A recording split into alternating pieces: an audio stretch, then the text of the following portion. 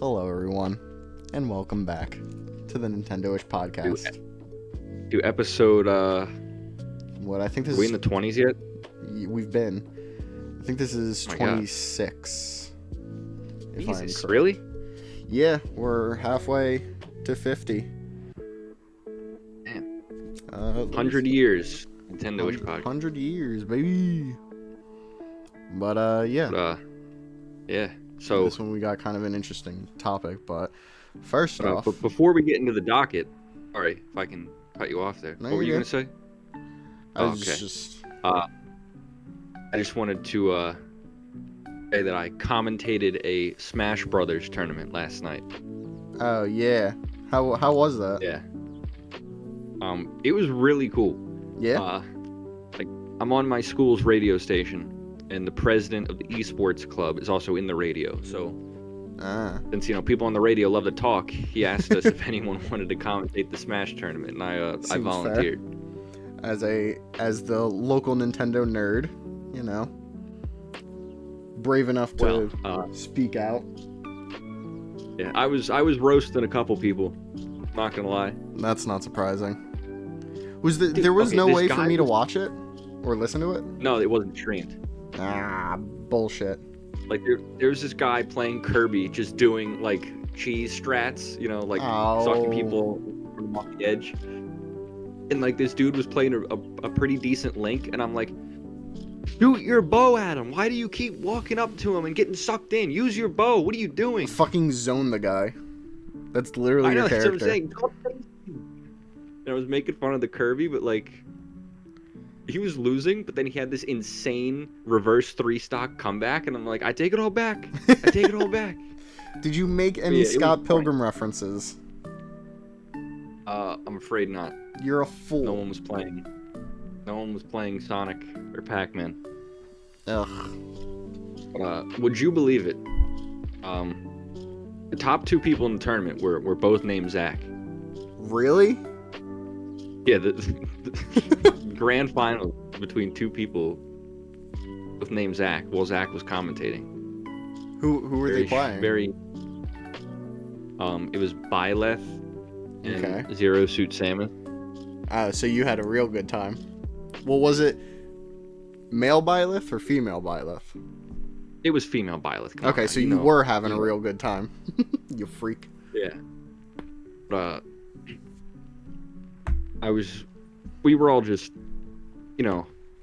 talking video after the tournament, and apparently like 4 people there are Xenoblade fans. Ooh. And every other one of them was like, I've never met another Xenoblade fan in person before. You found your people, Zach. Yeah, because like I mentioned on mic, like, why isn't no one playing Shulk? I was getting some jeers from the crowd because I was expressing my very based Pokemon opinions. Oh no. Mid-set. Incineroar originates from a shitty Pokemon game, Sun and Moon, and I had some people in the audience go like, whoa, whoa, whoa. I like Incineroar. I think he's a cool idea. I don't like him at all. He's probably the worst design of a final stage starter. Really? Yeah, like Gen 6 and 7 had really, and all of them really since Gen 5. Well, and even then, really since Gen 4, like there hasn't been 3 really cool ones. Yeah, but Incineroar is not the fucking worst of the newer generations. I think he may be. No, because there was that duck. There was like the duck one in fucking. I don't like the duck one. Yeah, I know. I like it. I don't like Skeletor way more than that. Fire Crocodile. I don't like him a bit. Yeah, he was kind of lame. I think Incineroar is a fine design. I like the Grass Cat from Gen 9. I think that whole evolution line looks pretty cool. The Grass Cat? Oh, yeah. What's her name? Fucking... Sprigatito. The Weed Cat. And then I don't know the middle one, but the final one is Meowscarada. Yeah, I know. You absolute fucking degenerate. I don't know what you're implying by that, Matthew. You know damn well what I'm implying with that. Well, Pokemon are animals, so if you're a furry. If you brought up bestiality, I mean that's really you. You know, a furry mind is a furry kind, Matt. You don't have to pretend with me. Zach, I know you. I know you. It's okay. You don't have to hide from me. But you are being aired, Anyway, so started with the podcast, made it to the radio. Now I'm live commentating. Yeah. He's moving up in the world. Well, maybe not, considering it's a Smash tournament. Yeah, there I think 12 people played in it. Oh, really? It wasn't that big. Yeah. I'm surprised it wasn't a little bit more. It's not a big school I'm at, and it's not a big esports club. That's fair. But But yeah, maybe I'd love to fucking do this thing full time if I could. That would honestly be really fucking cool. Like, I mean, but like I said, you're working your way up there. Yeah, imagine I start commentating for real, and then someone's like, "Well, this guy's a pro commentator. Look at these podcasts he made all those years ago." And then that would be the 100th biggest controversy in the history of the Smash community, and no one would care. Pretty much, yeah. I also limited myself to only one wombo combo throughout the entire duration of my commentary. That's actually probably a good decision. I know. I didn't even say wombo combo. I just went, that ain't Falco. That ain't Falco. And then, you know, people in the know, they started laughing. Yeah. I used it sparing. How many people in total were commentating? 4 people signed up, but only 3 showed up. One dude left like halfway through. Oh. And then the other guy left like towards the end. So I just had like, you know, I just picked a guy who was playing. I'm like, hey, you want to hop on? This dude was playing Little Mac. Yeah, this dude was playing Little Mac. What fucking terrible life choices led him to play Little Mac in a fucking Smash tournament? Clowning people. He was clowning people with Little Mac. I mean, Little Mac is a relatively strong character. He's just He's just relatively bad. Like, in most matchups. Oh yeah. You gotta really know how to play Little Mac to like legitimately play Little Mac. Yeah, but then the president of the club lost. But like I had him come on. That makes sense. Yeah, I think I did all right. Yeah. I did talk about baseball for a little bit. Ew, sports in my video game tournament? Yeah. The Brewers are out of it. And the Dodgers are going back to the World Series again. Ugh. I hope the Mariners take it over the Blue Jays and then they take out the Dodgers, but as long as the Dodgers don't win, I'll be okay. I really want the Mariners to win. Yeah. I don't know. They've never won a World Series before. That's okay. But I'll forgive you. Anyway, let's get to the official docket here. Yeah. So, a pretty, well, not really big thing, but you started playing Silk Song, so I'm happy to hear about that. Yeah. Last weekend was my fall break post midterms. Which I did extremely well on, but not to toot my own horn. Good job. No, I'm glad you did good. Yeah, got a 97 on one of them. Yeah? Which is pretty cool. What about your I major? Like your political science? That was a political science class. Ah. It was about the EU. Ah. It's the European Union. Yeah. You didn't know. I was walking in the class. About it. I was walking in the class like, guess who got a 97? And then the kid sitting next to me is like, oh, I got a 98. What the fuck are you talking about? So I thought this kid was a goofball. Mm-hmm. No, he got a 98. So he did better than you, Zach. How could you let that happen? My goal this semester is to not get a single grade below a 90. And that's a pretty good goal. I mean, all considering. There have been a couple exceptions so far, but it was like 88s. Nothing crazy. Yeah. Well. But yes, when I'm not doing work or studying, I do put in a little time for Silksong, which I have been doing all day today, basically. So, I know about where you are, but for the people at home, about where are you? Give us an update. I just started Act 2. I don't know how many acts there are. I would assume 3. Mm-hmm. Yeah. That's just me. I guess. Yeah. Relatively halfway through the game. Yeah. So. Okay. I don't know how true that is. I'm just guessing. Yeah. Slight spoilers for Silksong if you still haven't played it. If you haven't played it, go play it. But.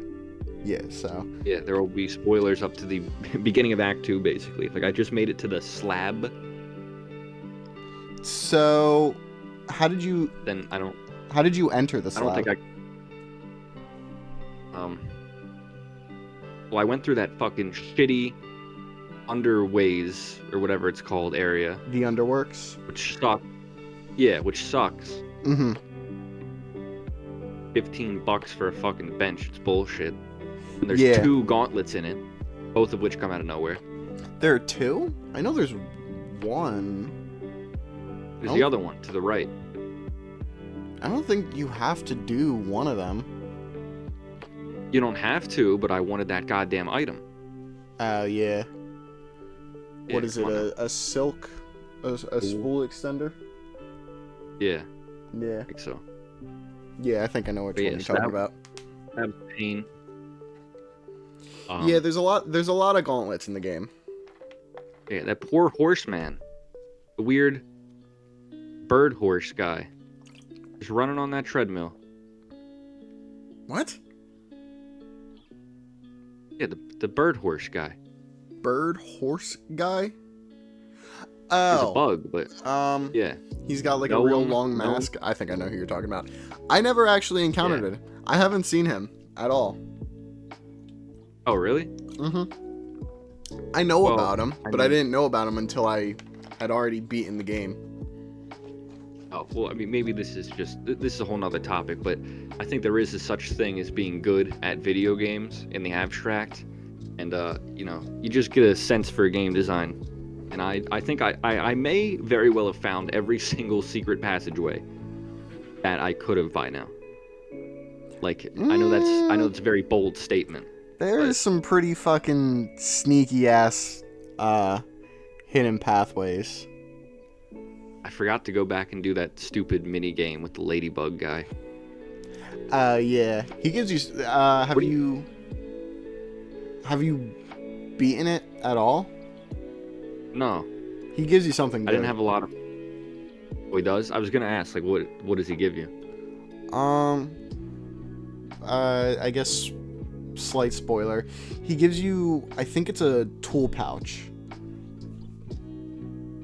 Oh, okay. I could use one of them. Yeah.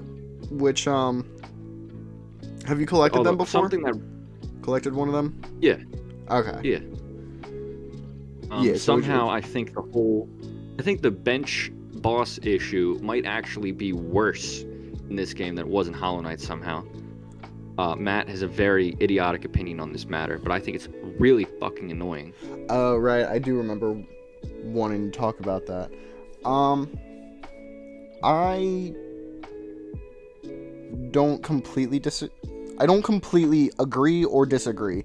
I understand how it's a pain in the ass and you just want to go back to the boss. But the way I saw it and the way I started not minding it as much was I started seeing the run back as part of the boss, which... So you deluded yourself, basically. Maybe a little bit, but yeah, getting good at the run back, I feel it combines both parts of the game of the platforming and the actual combat. You know what I mean? So you have one part of the boss that is the platforming, aka the run back, and the second part, which is the actual combat.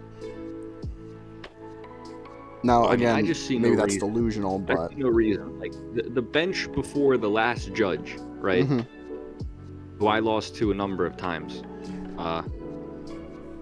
That is probably one of the best run backs, in my opinion, in all honesty. Okay, well, it's not that long. It's not super long. But it's also just a pain. It's like, move the bench, like, two rooms over. It is a little bit, but then you get good at the run back, and and it's fucking smooth as hell. And it feels so satisfying to do. That's what I did. Yeah, exactly. And then sometimes I'd run into those statue guys and almost die before getting back. Well, that's your own skill issue. I think that's a design issue. But I also disagree. Another thing, I would rather the benches really just kind of be save points, not respawn points. If you get what I mean? I guess. Yeah. Because, like, so I was using those sub weapons on the boss, and then I'd lose, and then I'd respawn, and then it would use up all my shards, and it's just like, okay, well, what the fuck is the point of using my sub weapons? If I die 3 times, I'm gonna be out of them. Like, why would I use these on the boss? Because then I'll have to change my strategy. Because they do a fucking ton of damage, and they allow you to not get as close to the boss. Well, I mean, I stopped using them. They really weren't too helpful. Just smacking the boss with the needle is the best way to go. I mean, yes, but also they do like a pretty decent chunk of damage. And like I said, depending on which ones you have and what loadout you use, you don't really have to get near the boss nearly as much if you use the tools. It's all about like learning how to use the tools. You know, like you can just spam them, but that's not really going to be the most effective way to do it. I've been playing the whole game, excuse me, really paranoid. Since I killed that first giant drill bug, and I'm just waiting for the second one to just pop out and kill me out of nowhere. Yeah. Are you talking about the boss? Yeah, the big red drill bug. Yeah. No, that was probably the most piss easy boss I've ever seen in Hollow Knight. Like, well, yeah. 2 of them together, it was a joke. Like, they didn't even come, like, they're not like, it's easy. No, they're not too difficult. But that was when I beat on my first try. Ooh.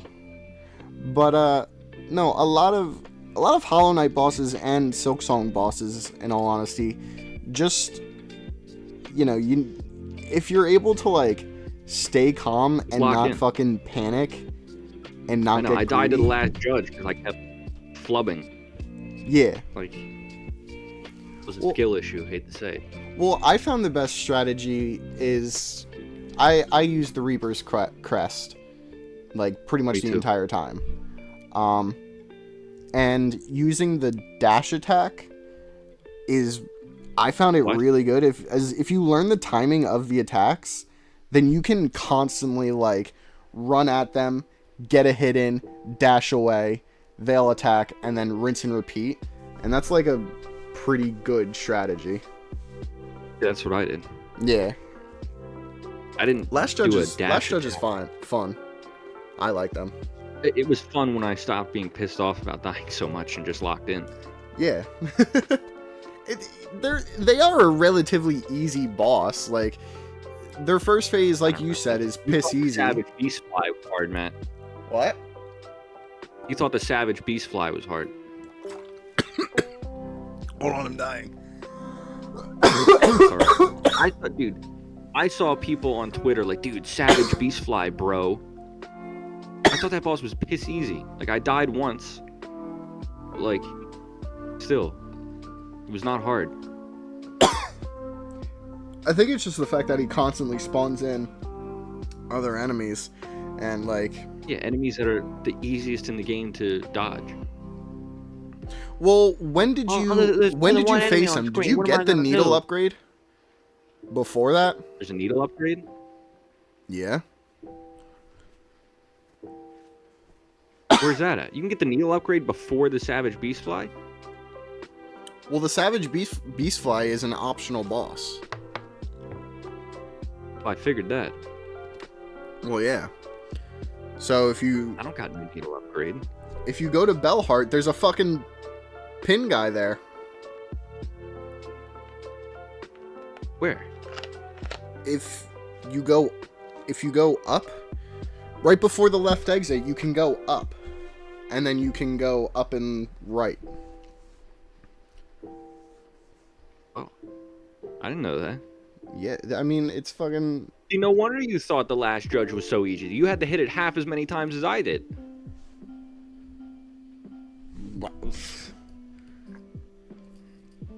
I've been playing on hard mode. That's your own fucking fault. Go get... It's a free needle upgrade as well. Well, that's cool. Yeah. I just talked about finding every single secret pathway. And it's not even secret. You missed a very obvious pathway. I didn't find a building in a town. But I'm almost positive that there's at least one or two fucking things that you have not found. I think I'm only a room away from a skip point too. From a skip point? Yeah, you know, fast travel. Oh. Whatever you want to call it. Do you know, like... Aaron looking guy. Where? Where what? Have you made it to the actual Citadel? Yeah. Got out of the underworks. And now you're in the Coral Chambers? Yeah, okay. I was just about to grab my Switch real quick to check the name, but yes. Yeah. Don't worry, I know. Big ass area, that's for sure. Oh, dude, you have no fucking idea. Yeah, it already looks huge just from the map. Yeah. The Citadel has a few, like, sub-areas within it, but the Coral Chambers is, like, the big main area, kind of.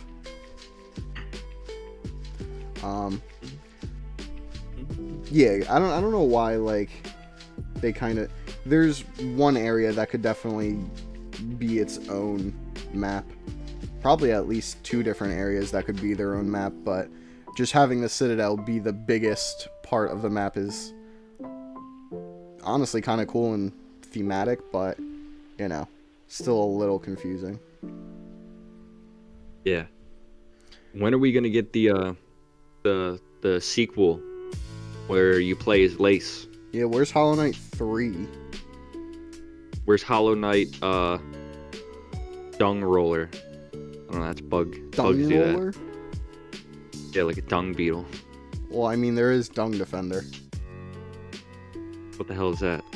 In Hollow Knight, one of the bosses is Dung Defender. Really?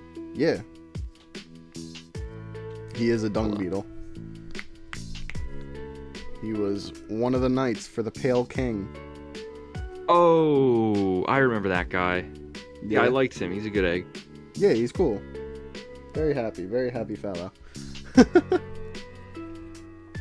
But, big. So, how are you liking the game overall? I think it's great. Yeah? It's awesome. You know, I still stand by what I said about Hollow Knight 1. Where the map's like, too big? I think it's too big to be considered a Metroidvania. I think it's just an adventure game with those mechanics.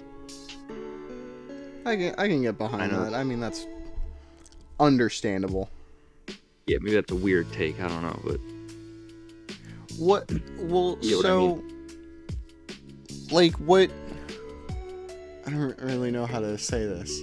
But, like, when do you think a map becomes too big for it to be considered a Metroidvania? I don't know, but I know it when I see it. I guess that's fair. Yeah, like... like this. I know there's too many in Hollow Knight. Like the beehive area. Well, that was like, a DLC area. Yeah. I remember you told me that, and I'm like, oh, that makes sense. That's probably why it's got the weirdest fucking way to get into it. Yeah. Like, it's an interesting way. Yeah, it's kind of dumb. Like, you have to go find some pretty obscure route to break some wall. And then you have this whole beehive area. Well, if you play the game, it's near, like, a relatively main... Like, you have the tramways, and if you play the game, you're going to use them. So, if you use the tramway to go to Kingdom's Edge, like, you're going to pass it. It's just a difficult, breakable wall to actually find. Yeah. But it is a cool little area. Visually, it's very nice. Mechanically, it's a pain in the fucking dick. I might have had to Google that. I don't remember how I found it. I definitely didn't find it on my own.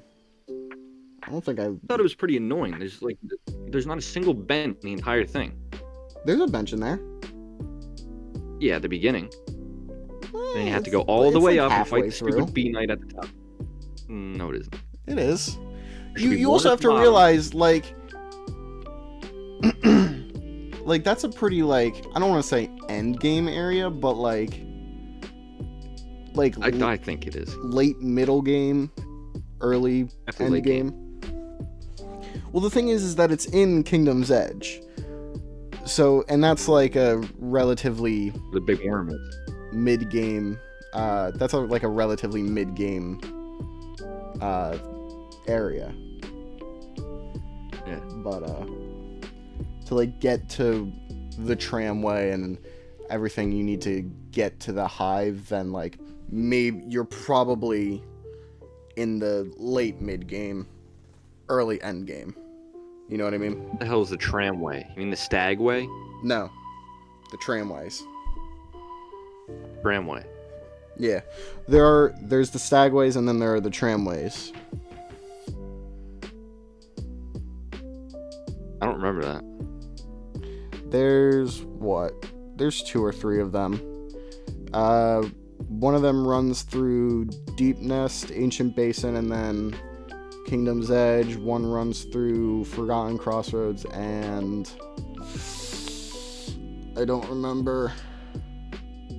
And then there's maybe another one. It's been a long time since I played.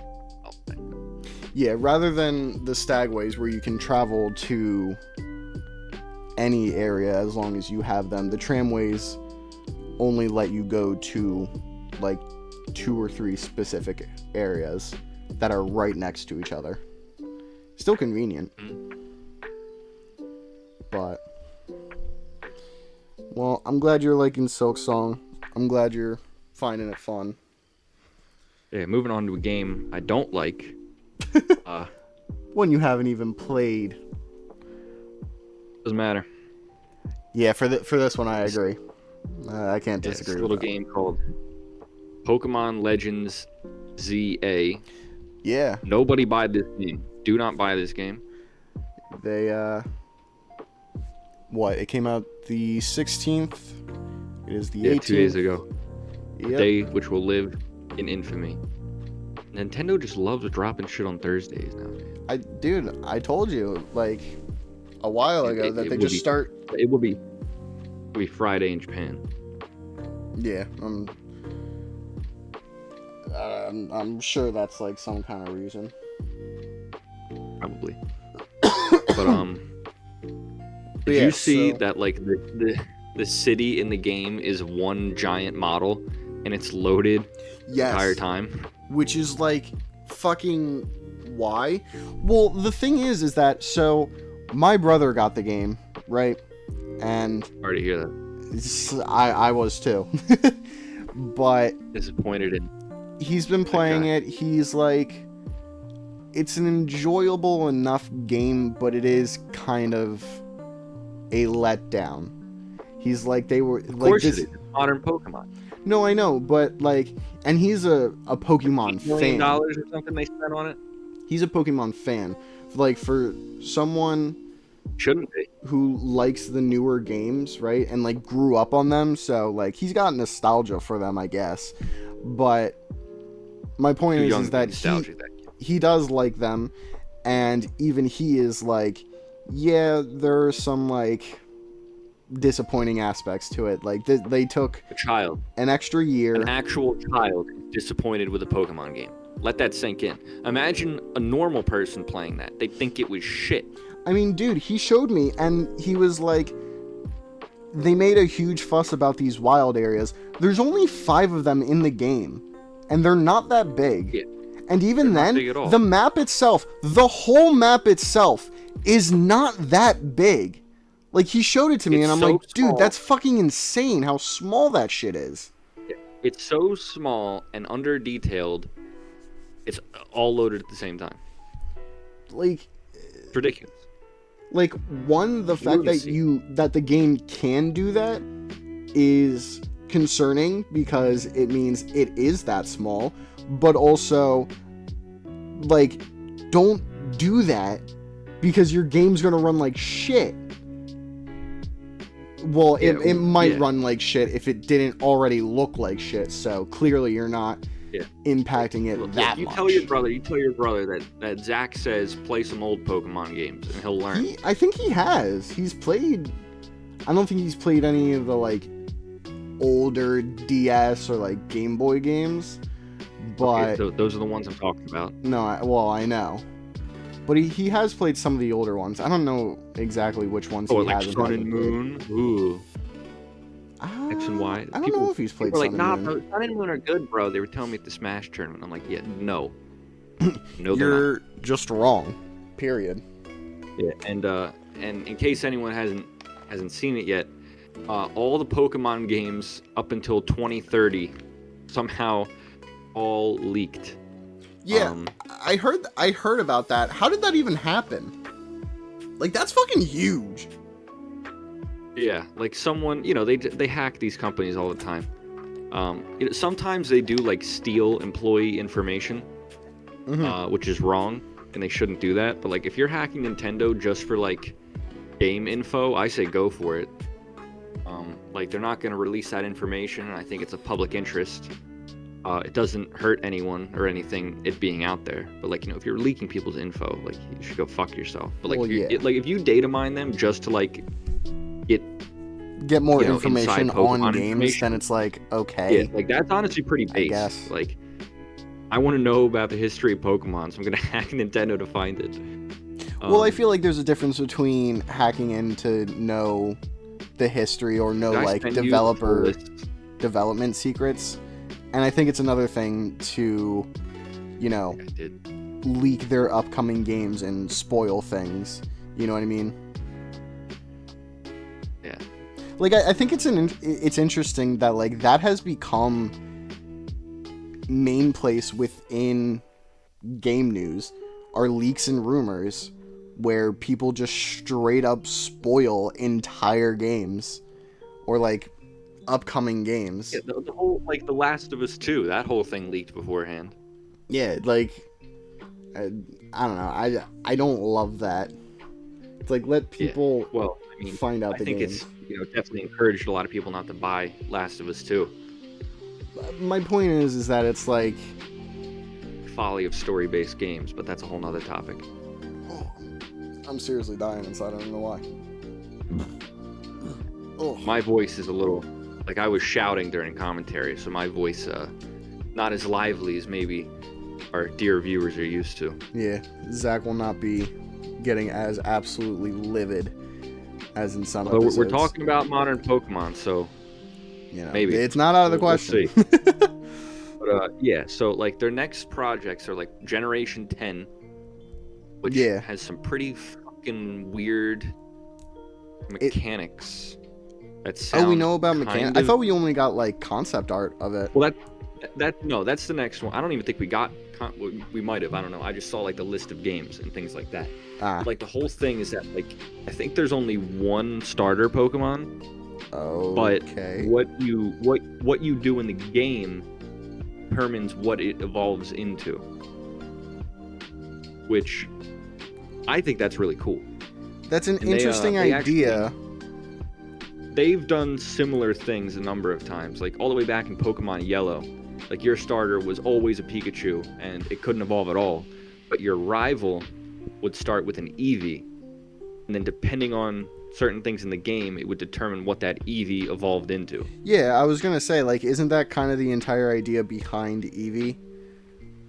Just depending on what you do.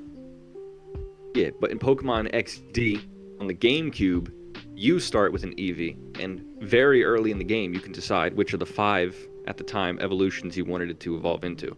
Oh, really? Which is really cool. But like, like you get the evolution so early. Mm-hmm. Like, you may as well just, start with the evolution. Like, I think there's a single-digit number of battles like before you can evolve. Damn. Really? Yeah, and there's legitimately no reason to keep it as an Eevee. Interesting. But like it comes knowing the only move you might think about leveling it up for.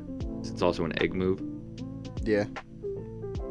Yeah, so I think that's actually kind of cool. It's based on like Southeast Asia, apparently, like Malaysia, Indonesia, cool. The islands, that whole thing.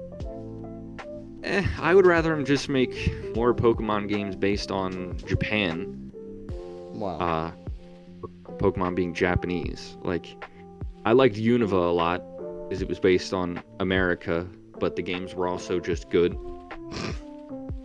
And then Gen 6 is based on fucking France. Ugh. And the games at France suck. Then Gen 7 was based on Hawaii, which, I guess is America, but I thought the island thing was dumb, and Gen 7 also sucked. Yeah. And then Gen 8 is based on fucking the UK. Are you kidding me? Marginally Zach better hates than France. The UK. They're all right. They're okay. Shout out to... He hates the UK and despises the French. Yeah, I'm not too big on I like the Welsh.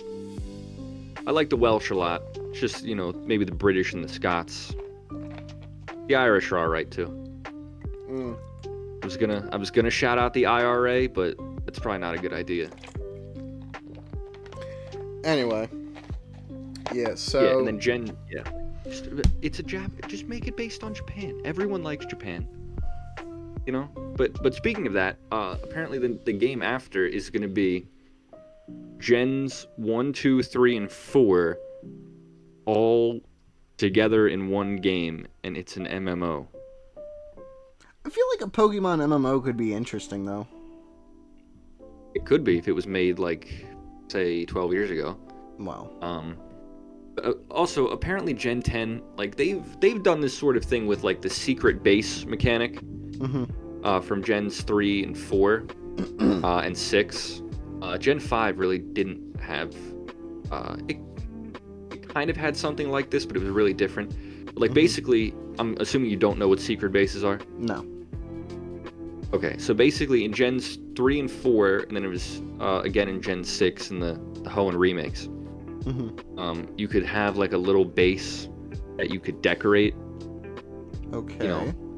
Whatever you want in it, and then if you, like, linked with people through Wi-Fi, they could go in there and look at it.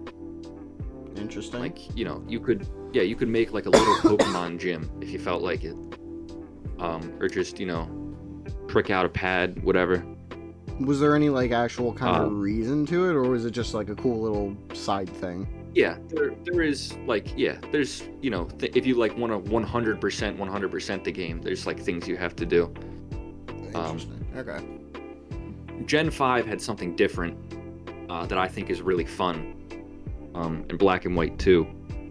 Like, instead of having a base, you just go to the same spot in the multiplayer mode, and then you just all play minigames together and get, like, really good items out of it. So just, like, kind of like a multiplayer hub kind of thing? Yeah. That's it's cool. also required to 100% the game. So I had to, get 2 DSs out and 2 copies of the game. That's dumb. Well, I don't think I'm going to find anyone who's still playing Black and White 2, Matt.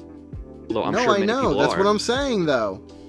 The fact that you have to lock 100% behind like 2-player things is fucking stupid. They locked 100%. They locked 100% behind things that you can't even do anymore because Nintendo Wi-Fi doesn't exist. Wow, that's also fucking stupid. Yeah, there are ways to spoof that. I've heard like there are ways around it. But, like, did you? No, I haven't because like there's an achievement system in Black and White too, and like you have to do some Wi-Fi stuff to get certain medals, but like there's ones that you have to do shit that's like honestly even crazier for that I don't have the means to do at all. Yeah. Like you have to get 30 people in one of those online rooms at once. What the fuck? Who the hell I know is going to get that? Well, Chugga Conroy actually did it in his Black and White 2 Let's YouTuber. Play. I know, he told people, bring your copy to this convention and we'll see if we can get it done. That's fucking like, wild. I don't know, maybe I'll hit up Chugga Conroy, see if maybe we can organize that. Organize him to get on the podcast and then get 30 people. I'd love to have him on. Yeah. I was thinking, this kid Dylan I met at the Smash tournament. We were talking about Xenoblade lore, like afterwards. Yeah. To get him on, and then you can just sit there and listen. But yeah, what else? Oh yeah, they're doing another Legends game. Another one? Yeah, this is years from now. Like this is the next 5 years. So somehow, I think like they're not doing anything Unova related. Nothing they're doing in the next 5 years is anything to do with Gen 5. I wonder why. I don't know. I think that's really weird. They just hate Gen 5. Because they know it's so much better than anything they've done since. That's like don't remind people of the greater times. I know, but that's like a conspiracy theory that like an obsessed fan. What the fuck are these people doing in this building, making so much fucking noise? All right, it's starting to piss me off. Like this morning, like there was a fucking bell going off. What? Like a high school bell. I'm like, what the fuck is that? And Did you ever find yesterday out? Someone was. No, I have no idea. It's happened like a few days. And yesterday someone was just whistling. I've never heard someone whistle that loud, but they were just whistling in the middle of the night. I don't know why. In the middle of the night? Yeah, just like, what is this shit? It's insanity. Like, this building is all freshmen that I'm in now. Which, that explains it. Like, this building is for freshmen only, except the emergency temporary dorm is also in here. So I have to live with all these fucking freshmen. Well, aren't you a freshman? No. I'm a transfer student, Laddie Buck. Ow. I'm a junior. Sorry, damn. Yeah, you should be. I thought technically you... I mean, technically you're a freshman, but also not. Yeah, but anyway, I honestly don't know why, like, nothing is Gen 5 related. That's honestly really strange to me. Like, because people were predicting that, like, the first Legends game was Sinnoh. Now this one is about Kalos. But it's like a sequel to the Kalos games. Yeah. And then I think the third one is gonna be about Gen 8 or Gen. No, I think it's Gen 2. Or maybe they're I think they're remaking Gen 2 again, and then the next Legends game is gonna be about Gen 8. They're remaking the second generation again? Well, I mean, they haven't remade. They remade it on the DS. Like, it came out before Black and White did. So, like, that's not too crazy. Gotcha. Interesting. Yeah, like I think it's really just a coincidence. Like, there's gonna be 10 gens by then, right? Like, yeah. Gen 7 wasn't in there at all either. So it just might be like people like Gen 5. But yeah, no Gen 5 remake, which is a little strange. Like, they're just going right to Johto. I don't know, man. Right? Like, they just remade Gen 4, and those games were honestly probably the worst in the series, which is saying something at this point. Yeah, very, very odd. Standards, they were the worst. Yeah. Personally, I think it would be cool if they did a Legends game in Unova. Especially, and it really wouldn't matter if it was a prequel or a sequel. I'd prefer a prequel. Mm-hmm. Because, like, there's so much Unova-specific lore that would work really, really well for a Legends game. I still think that, like, ZA should have been during the Mega Evolution War, if I'm getting that correct. Yeah, I don't know if that's what it's called, but... Well, my point is that, like, Arceus is about, like, the history of the region, or, like, vaguely about the history of the region. So, it's like, why not keep that theme going and make ZA part of the past, or, like, a sort of quote-unquote prequel, I guess? If you get what I mean. Yeah. Like, I think having it during whatever war was hinted at in X and Y could have been interesting, and then they just didn't do it and made a even shittier game somehow, you know? Yeah. Like, in Gen 5, like, the whole thing is that, like, the 2 legendary Pokemon used to be 1 legendary Pokemon. Oh. And these 2 people who both, like, owned it at the same time, I guess, disagreed so hard that it split in half. But then, like, you know... Yeah, but then, like, the Husket left behind was the 3rd legendary Pokemon. Oh. So, but, like, we still don't know what that original legendary was or what it looked like. Oh, really? I know. So, like, that's, like, I want to know what the Reshikiram or whatever would look like. Interesting. I didn't know that. But I think that's enough about Pokemon. And I think... also, the new Mega Evolutions all look like shit. Oh, yeah, I saw them. They're all goofy as hell. It's insane. Like, even back in Gen 6, I think most of them looked kind of bad. Like, some of them looked okay. But, like, oh my god. Like, every single one just doesn't look good. In the older games, you know, a lot of them I think already didn't look so great. And now they all look bad. Like, I get that, like, them looking weird is supposed to be, like, part of it, but... They're also supposed to look, you know, cool. They're the fucking Mega Evolution. Yeah. They should look presentable, at least. My god. Like, Mega Dragonite is alright. Yeah, but it's also still a little goofy. Well, Dragonite's supposed to be goofy. I like Dragonite. I guess. Like, you could go to the county fair with Dragonite. You know what I mean? Sure. Anyway, let's move on to the main topic, because apparently you have a bit to say about this. I do? So you said. When did I say that? You were like, do research. I have quite a few that I want to bring up. Oh. Why the fuck was I lying? I don't know. I don't remember. You definitely said it.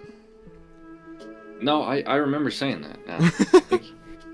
I think I had a couple in mind. Yeah. Like, I do, but Well, yeah. I got a few as well. So, the main topic, okay.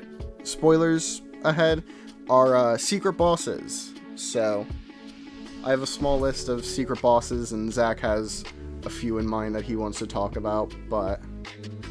Indeed, I do. I think secret bosses are just it depends on what kind of game that you're playing, and a lot of them can do it in different ways. Like, obviously, Metroidvanias are going to have at least 1 or 2 secret bosses, I think. I feel like that's become part of the Metroidvania genre honestly. Are there secret bosses in the first Hollow Knight? Oh yeah, well, a few of which I have in mind. All right, because like one thing I wanted to get on is like secret boss is, you know, sometimes synonymous with super boss. Meaning? And, you know, meaning like a post game / end game boss, right? But a lot of the times, you know, maybe they're not so secret, you know, like they're just super boss. And you know, a boss being optional also doesn't make it secret. Like the savage beast fly, right? That's not a secret. It's on the beaten path. You just don't have to do it. I can see what you're saying, but so like I have examples from like Xenoblade that I wanted to use. So one example I have on here, which I think is really cool, is, and I think relates to what you were just saying, is the Radiance, where the Radiance in Hollow Knight is the true final boss.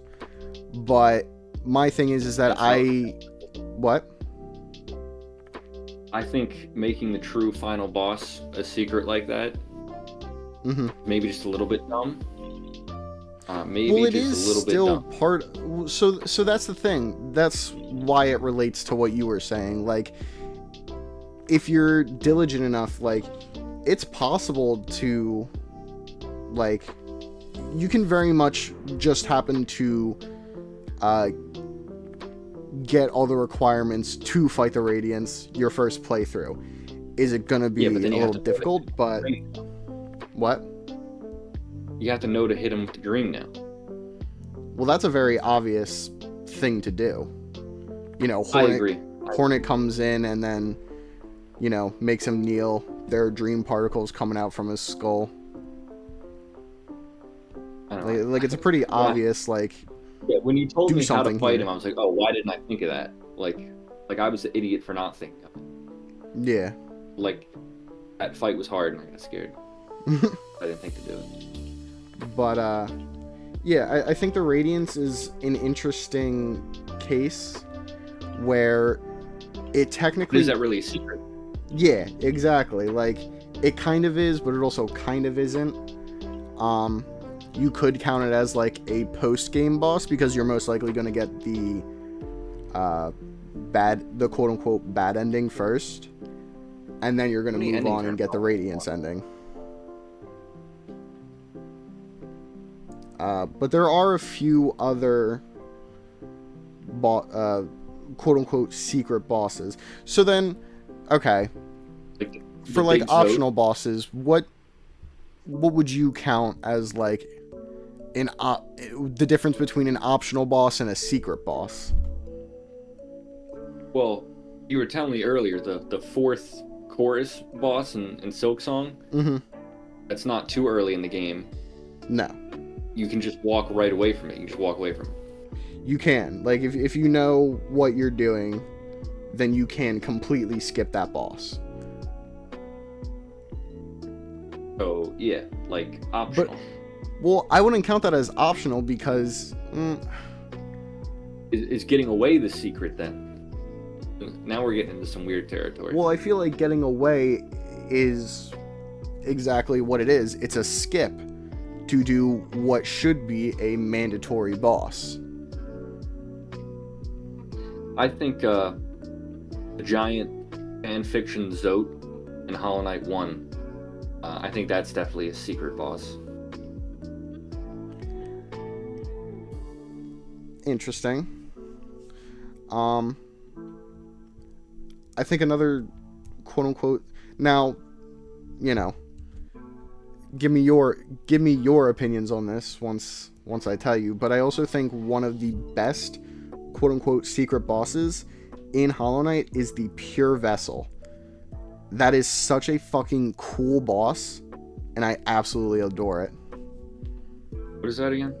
So, Pure Vessel is, if anyone doesn't know, you face the Hollow Knight in the main story, right? But he's all beaten from the infection and shit, from the Radiance, whatever. Oh, I don't have the DLC, bro. Everyone has DLC. It was free DLC. Oh. Oh, that's cool then. Yeah. So in the Godhome DLC, there are pantheons, also just like simple boss rushes. There are 4 main pantheons, and after you beat the 3 at the final one, the final main pantheon,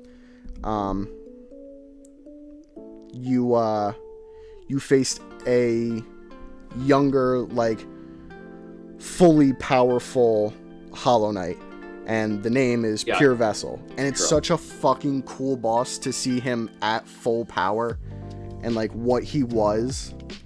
And the Hollow Knight fight in general is just like such a tragic, very thematic fight that I love. What's up? Or like that poor kid, or whatever the fuck those little guys they got out of the abyss were. They're like, yeah, they were their own children that they filled with void.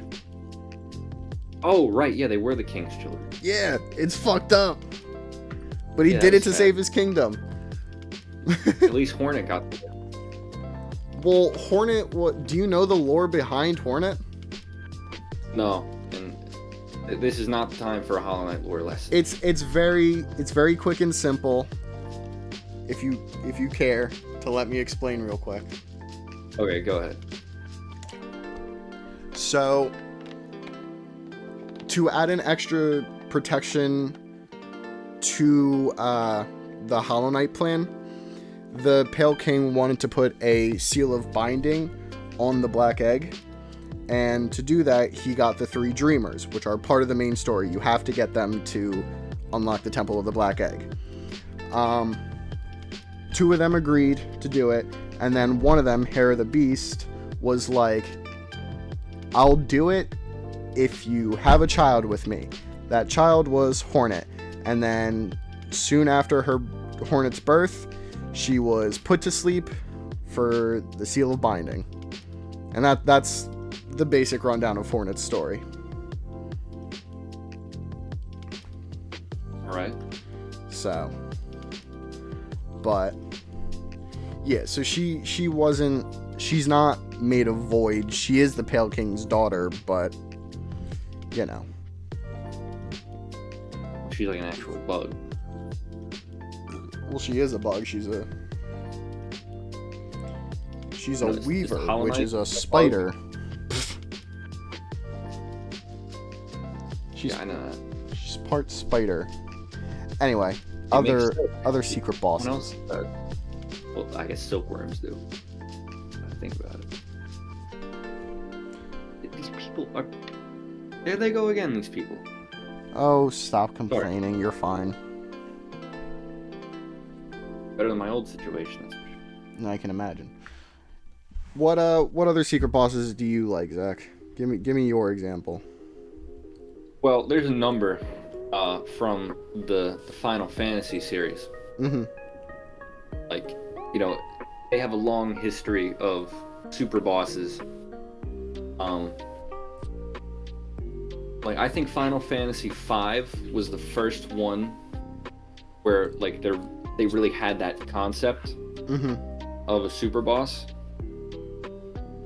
But, like, they're both just on the main path. So they're not really secret bosses. Yeah, but... Well, so the thing is that, real quick, a secret boss can still be along the main path as long as you have to do, like, very specific special things, or, like, you have to do secret things to get to that main path boss. Kind of like the Radiance. Well, that's why I considered the Radiance a quote-unquote secret boss. That's fair, but I was going to say, it's actually the opposite in Final Fantasy V, because one of the secret bosses is Omega, which is just a robot. But like Sonic the whole Omega? Thing is, no. But, like, the whole thing is you're supposed to stay the fuck away from it. Like, they'll tell you, hey, that's Omega right there. Don't go near that thing. Yeah. And then, you go back and fight it later when you have, like, an insane setup like I did. But then the other one is not that much later, and it's a big dragon named Shinryu. Yeah. And he's just inside of a chest. Just casually laying inside a chest. Also the opposite of secret. Like, it's a chest that, like, oh, a chest, let me go get that. And then it fucks you with the super boss.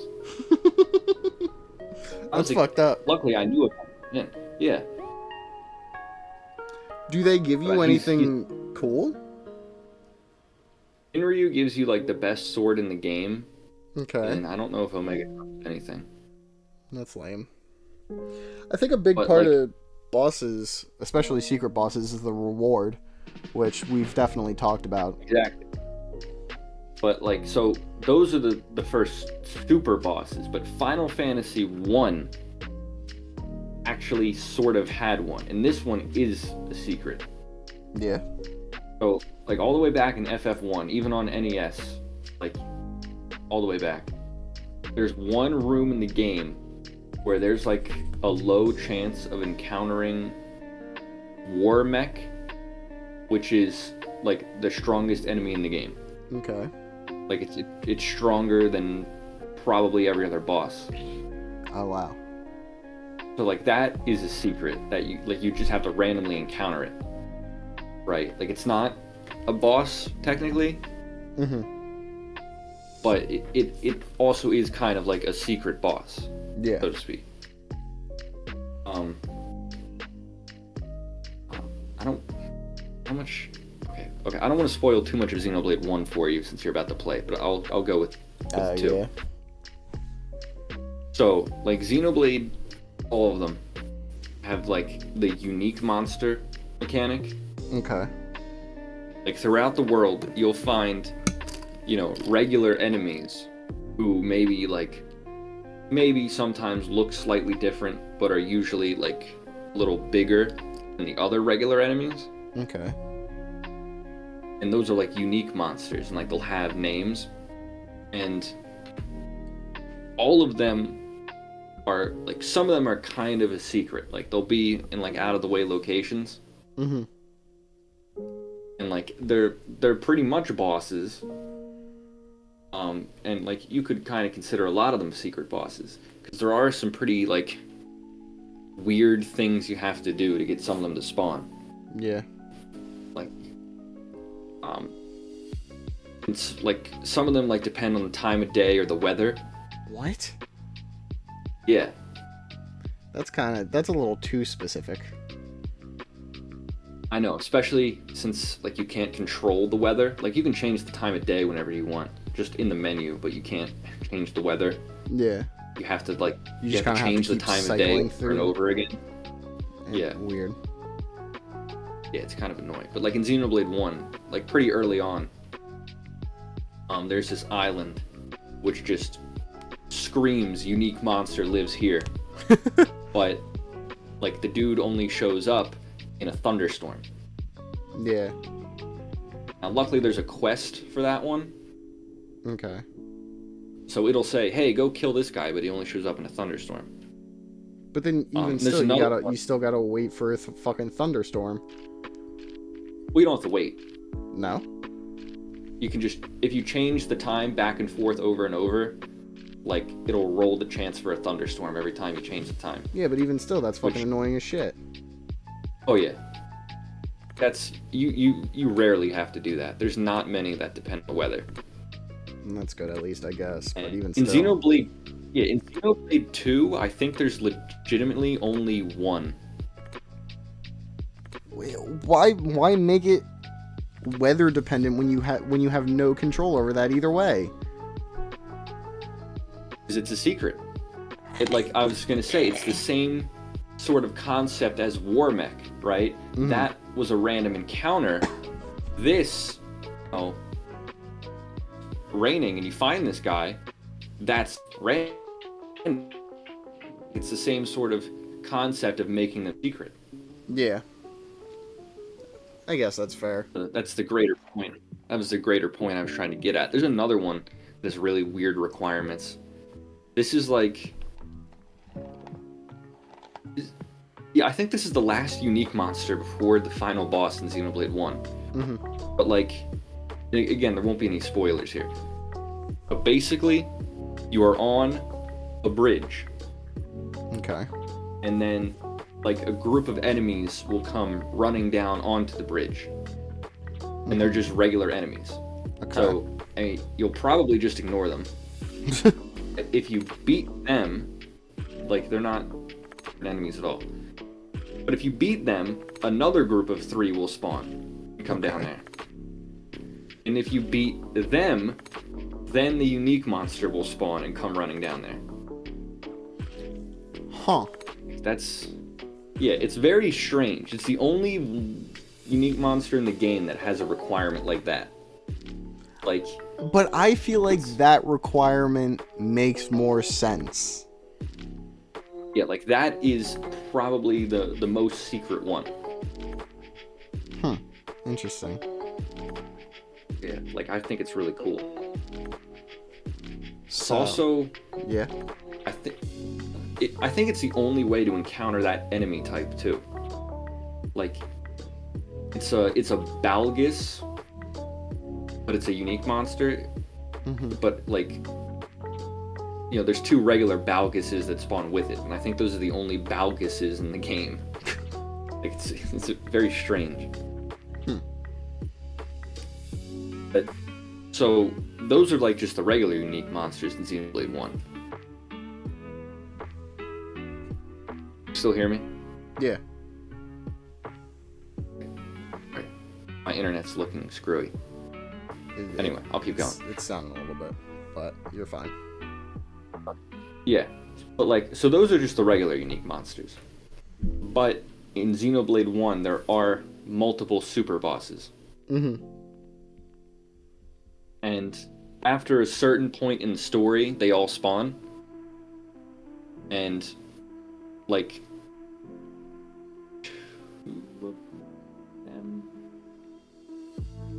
2 of them? 3 of them. 3 of them. 3 of them just spawn on the field. Okay. Yeah, 3 of them just spawn on the field. You know, I won't say which ones.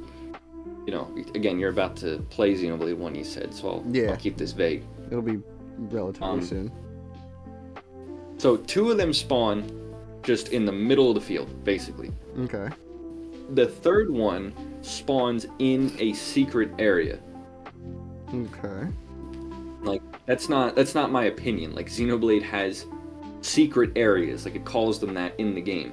And you get a lot of rewards for finding them. Got it. But at the same area that one spawns, the hardest super boss can also spawn. Oh, that's it has nice. to be a... Hello? What'd you say? I said that's nice. Having a random super So, like, boss just may happen and fucking spawn there. Exactly. Like, you could be fighting the easiest super boss, and then if a blizzard starts, then the strongest one will spawn right on top of you. That's fucked up.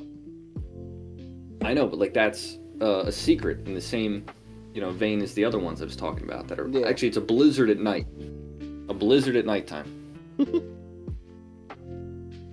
And then the 5th super boss, which is the 2nd hardest, he spawns all the time.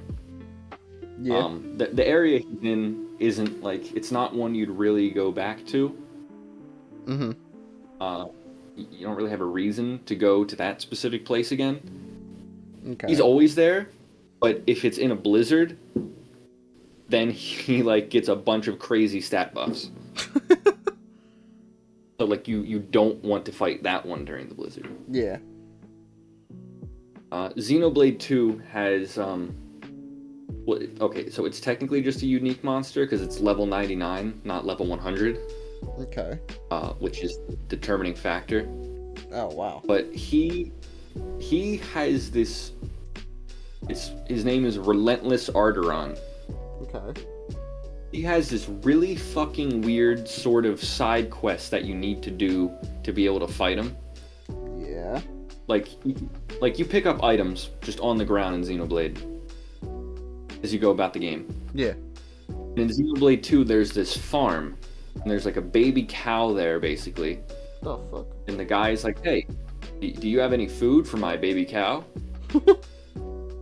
And then you can give him a bunch of items, from increasingly later spots in the game. And then this cow will, turn start into a growing super up. boss? Yeah, basically, it'll grow into a boss. What the fuck? Yeah, I don't know that it really drops anything of importance, but if you want to kill every unique monster, you got to do it. That's weird. It's really weird because he's like, yeah, this is my baby cow, but you can target it as an enemy from the beginning. See, that's a cool hint at it. I know. Like, you can kill it and it don't respawn either. Like as a baby? Yeah, it doesn't come back. Oh. So if you, that's the most secret boss I think in Xenoblade. Like, if you screw up and kill this guy, you're locked out of that boss. And again, I don't know that it drops anything all too great. That's a cool secret. Like, certainly nothing you'd use in like a, an end game, challenge mode setup. Yeah. Yeah, the other super bosses, one of them is just in this really obscure area. Another one you have to, there's some unlock requirements, but they're not crazy. Mm-hmm. One's also just in an offbeat area. I don't remember all the Xenoblade 2 super bosses off the top of my head. Well, I real quick wanted to talk about some. Go ahead while I Google this. Yeah. So, I mentioned before how, I think RPGs are a very easy place to put secret bosses. You can have, specific sequences that you can do, and just have a boss spawn at the end. But I think it's interesting to have secret bosses at different genres in games. For example, a beat-em-up game. In Double Dragon, at the end of the game, if you have 2 players, you end up fighting the second player. Did you know that? In what? In the original Double Dragon, right? If you really? do 2-player mode, there is it's not really a secret boss, because if you get to the end game, you're gonna see this boss. But if you play with a second player, then you end up fighting.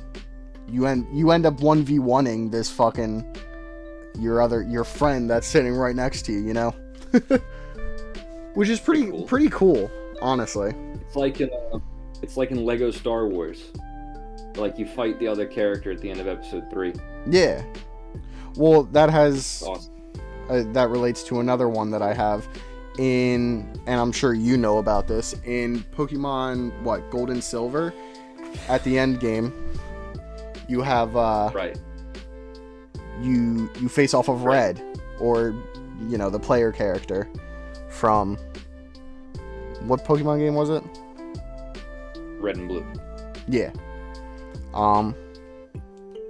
He's the protagonist from the first game. Yeah. I also want to mention a funny, secret, quote-unquote, area, kind of. But, in Diablo 2, so in Diablo 1... The cows, isn't it? Yeah.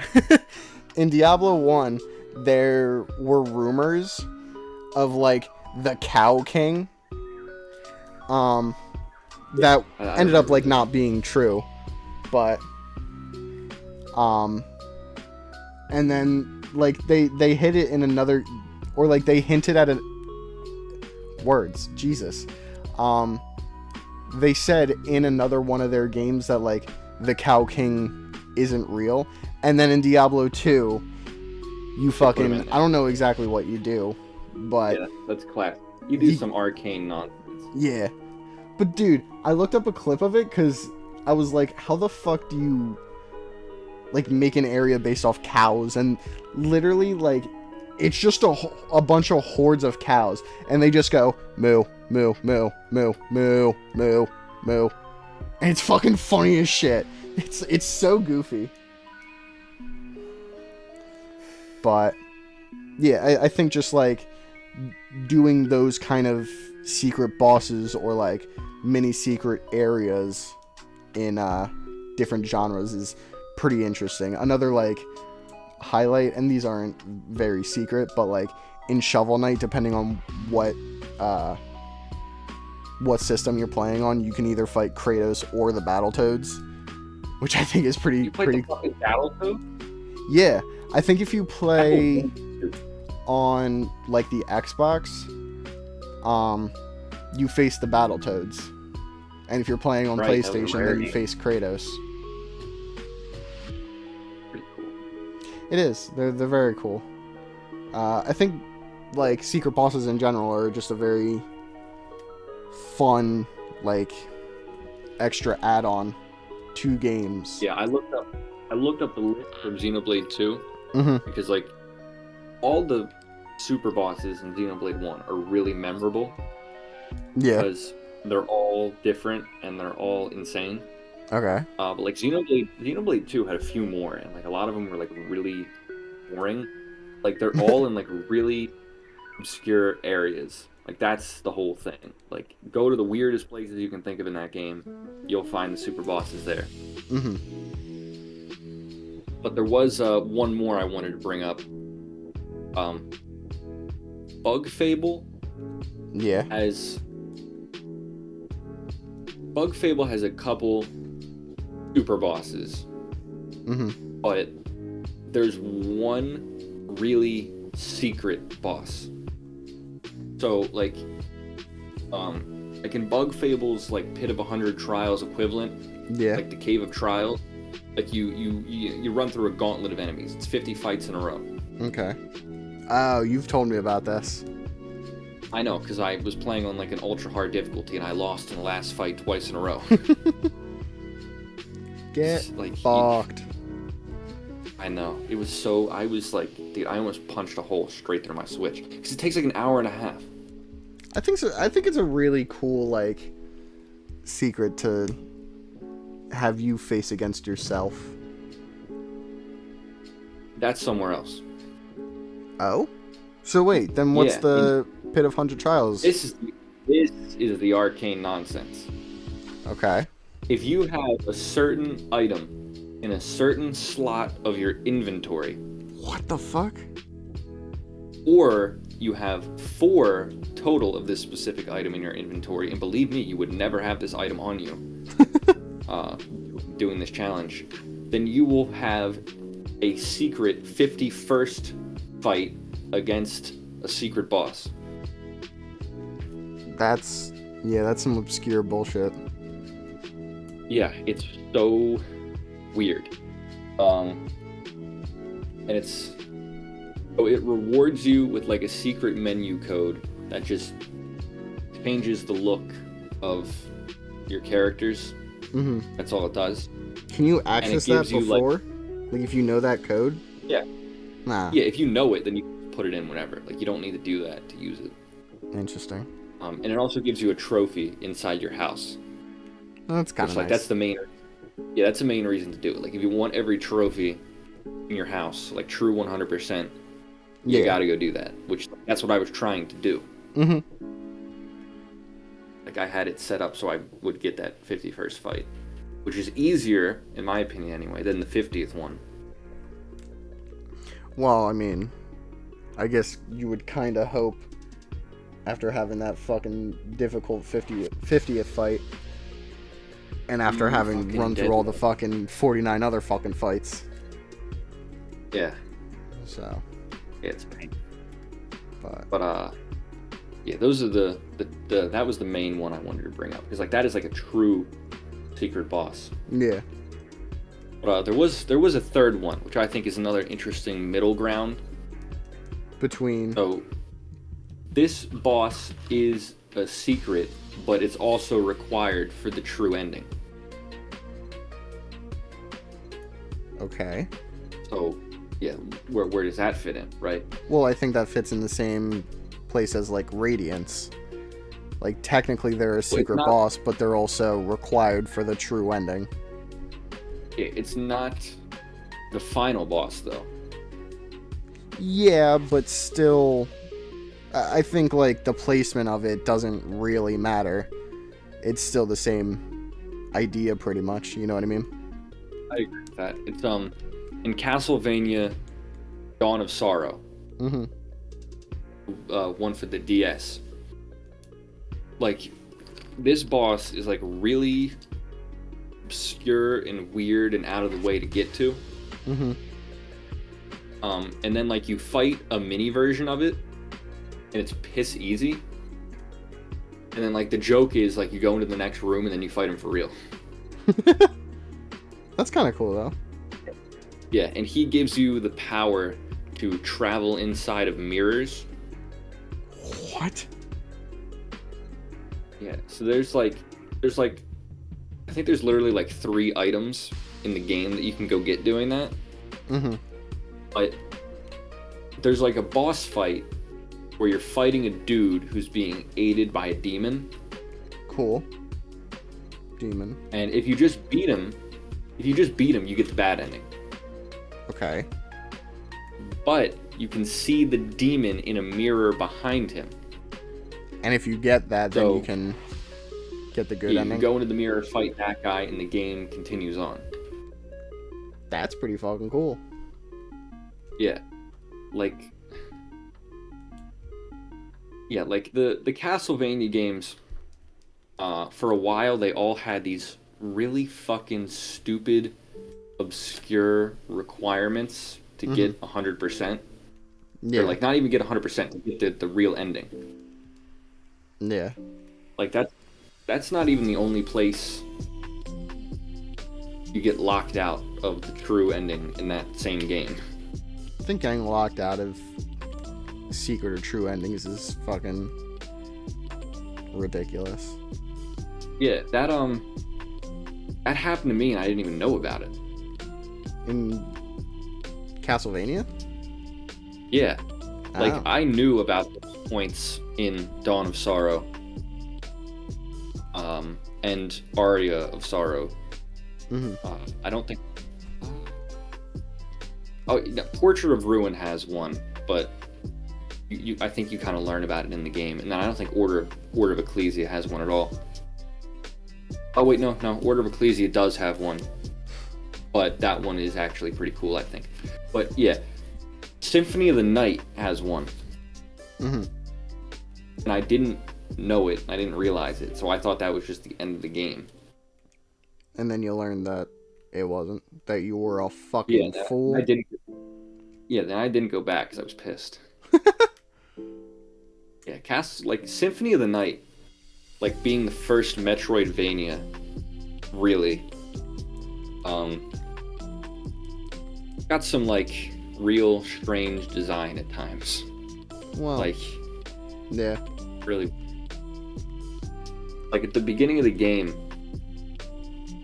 it's like in the beginning of Silk Song, you can go in a lot of directions. You just have to go. I think it's more linear than anything. Kind of, but like you have to go hit those 5 bells. Yeah. Which, like, I didn't even realize that was a thing. I found them all before I got to the top of the Citadel. That's the thing. Like, you're most likely going to hit them before getting... Like, the only one that you might not hit is the one in Greymore. Where it's near the Craws. Because you have to... If you know what I'm talking about. What boss do you fight? You don't have to fight a boss, but there might be 2 big bells in Greymore, honestly. Yeah, I don't fully remember where they all were. Like, right when you first enter Greymore, if you go to the right, there's one of those bells, and that might be like the only one that you might miss. Because there's no real incentive to go to the right. Well, I guess there's no real incentive. There's no, like... No incentive to go anywhere. Well, yeah. But, like, my point is that, like, most of the area is to the left. when you enter Greymore. Yeah. So it's like that again. Excuse me. That might be the only one that you miss, and even then, it's like it's not difficult to find. You know what I mean? Yeah, but like Symphony of the Night's whole thing is like you can go super far in like 3 different directions, and then only one of you like is the way that actually progresses the game, you know? And like the other 2, like you don't actually get anything. And see, like that's dumb. Castle, yeah, it is. Like at that point, just make it linear. Like just make that portion linear. Lock it behind like Super Metroid upgrades. Yeah, like Super and Dread. Like those games are more linear than they seem until like you've totally unlocked everything. Like we've talked about that design before. I mean, Hollow Knight's the same way. Like it's relatively linear until you get the claw, and then at that point you can go fucking a lot of different directions. And that's one of the things I absolutely love about Hollow Knight, and even Super Metroid. Like once you get a certain upgrade, like multiple paths open up. Like if you know how to wall jump in Super, like you you're can never get a lot required... of different places. Yeah. Yeah. Bomb jump, like there's a couple of cheeses you can do with bomb jumping. But the thing with the Castlevania Metroidvanias, they have a level up system. And that's like odd. They're a lot more RPG like than Hollow Knight or Metroid ever were. They're less Metroidvania than a typical Metroidvania. Well, they got Vania in the name, Matt. I think they got some right to the title. Yeah, but like the whole thing is the level system in Symphony of the Night is kind of scuffed. So if you don't pick the right direction at the beginning of the game, and you have to like double back, you're gonna get over leveled, and then it doesn't ever really balance back out. Oh. See, like yeah, at that point, just make it fucking linear. Yeah, that is one of the problems that I think like Order of Ecclesia especially really fixed, and like that's why I think it's so great. Like if you get lost while you're running around smacking enemies, you're gonna level up. Yeah. And then, you know, maybe the game might be too easy. Like I don't think it's ever too easy except in Symphony of the Night. Like Dawn of Sorrow and Aria of Sorrow, like you're more likely to think about grinding, like, you know, which I don't think you ever have to do. Like Order of Ecclesia, I think does it right. Yeah. That game is so good. Like it is a 2D Dark Souls. Like I did not come up with that moniker, but I agree with it. I think it is a 2D Dark Souls. Yeah. Well, I think we are running out the time right now. We're at about an hour and a half, so I think we got to end this episode. There is a great secret boss in Order of Ecclesia, now that I recall. And this is a true secret boss. Yeah. So, the final area of the game is, you know, predictably Dracula's castle. Yeah. So, if you go to a place in the castle that's a little off the beaten track, and find a secret room inside of another secret room, you can unlock 2 secret areas. Okay. The first one is like a platforming gauntlet. Cool. Path of Pain. Which is pretty cool. Then the second one is like an enemy gauntlet where you fight the most just fucking insanely hard enemies in the game. And then at the end of that is this a secret boss. That's cool. Anyway. But yeah. So like that's where I did like that's you can like infinitely respawn that boss too if you feel like. That's cool. Yeah, for some reason. So like that's where I did like my level grinding. Yeah. Because like another thing about Order of Ecclesia that I really like that also solved the leveling issue. When you start a clean file, the max level is 80. Okay. Like you aren't likely to hit that, but like that's the max level, so your power is limited. once you beat level 80, then you can either choose to play it where the level is capped at 255. Jesus. And you can get crazy OP. Or you can choose to play it where you're capped at level 1. Ooh. That's interesting. Yeah, I did a level 1 run on a New Game Plus file, but I never did it off a fresh file because, like, there was some really fucking weird glitch, and then I got stuck. Or, like, it was some... There was, like, something that I couldn't beat because it was really weird. Yeah. But, yeah, so, like, I grinded to, like, max level in that so I could do the boss rush really fast.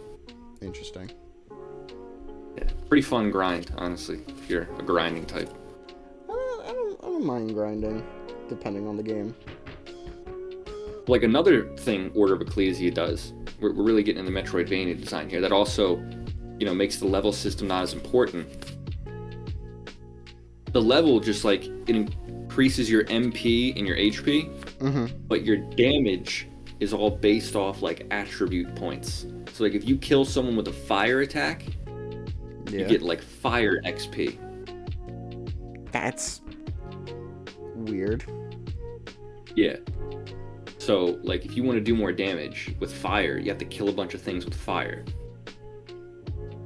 I don't know any RPG-like game that has specific fucking... Yeah, it's not... It's like a that. system that has been tried many times, but has not worked well very often. I wonder why. Final Fantasy II is considered the black sheep of the franchise, really, and it did that. Like, but it was terrible. It's like... Sounds terrible, honestly. Yeah, like, you have a knife stat, and you gain knife EXP, but, like, you get halfway through the game... You get halfway through the game and you stop getting new knives. Like, that was the thing. Like, certain types of weapons you wouldn't get after a certain point, so the XP was useless. Yeah. And, like, if you wanted your healing magic to get better, you would have to get hit and then heal. But the only way to get your HP to go up was to get hit and then not heal. Oh, that's fucking...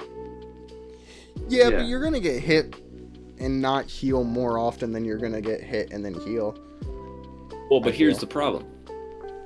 The best way to go in that game is to go barehanded and then beat the crap out of your own party members against weak enemies that can't kill you. And then you become overpowered in like 5 minutes. That's fucking terribly funny. Like, you go to the first town, find an enemy that does 1 damage, then punch each other. Then your HP gets super high, and your barehanded attack gets super high, which does crazy damage for some reason. And then when you get too low, you just go back to the inn and heal. That's really funny. There you go. Yeah, it's ridiculous. They also did that in Quest 64. Okay. Infamously terrible game. Like, one of those,